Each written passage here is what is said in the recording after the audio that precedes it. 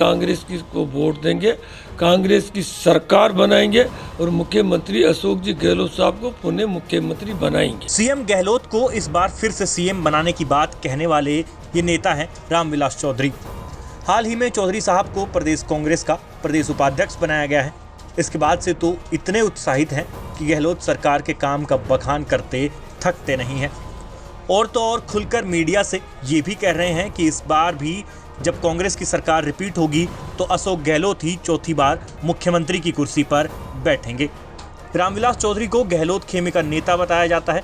ऐसे में वो सीएम की तारीफ कर रहे हैं और उन्हें फिर से मुख्यमंत्री बनाने की बात कह रहे हैं। राजस्थान में विधानसभा के आने वाले चुनाव में जो माननीय मुख्यमंत्री, लोकप्रिय मुख्यमंत्री अशोक जी गहलोत साहब ने उनके कार्यकाल के 5 साल के अंतर्गत जो काम किया है, जो विकास किया है, जो गरीबों को राहत पहुंचाने का काम किया है, इन बातों को लेकर के हम जनता के पास जाएंगे। जो भी आला कमान का संदेश होगा, गहलोत साहब का पार्टी की रणनीति होगी, उस रणनीति के तहत काम करेंगे, जनता के बीच में जाएंगे। और यहाँ पर मुझे बूंदी का प्रभारी भी इसमें महंगाई राहत कैंप में लगा रखा था।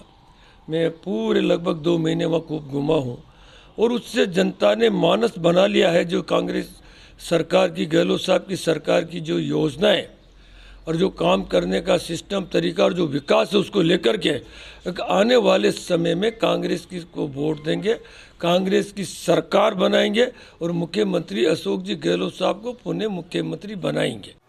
रामविलास चौधरी सीएम के करीबी नेता हैं। अगर वो सीएम के काम की तारीफ कर रहे हैं और उन्हें फिर से सीएम की कुर्सी पर देखना चाहते हैं तो इसमें कोई बुराई भी नहीं है।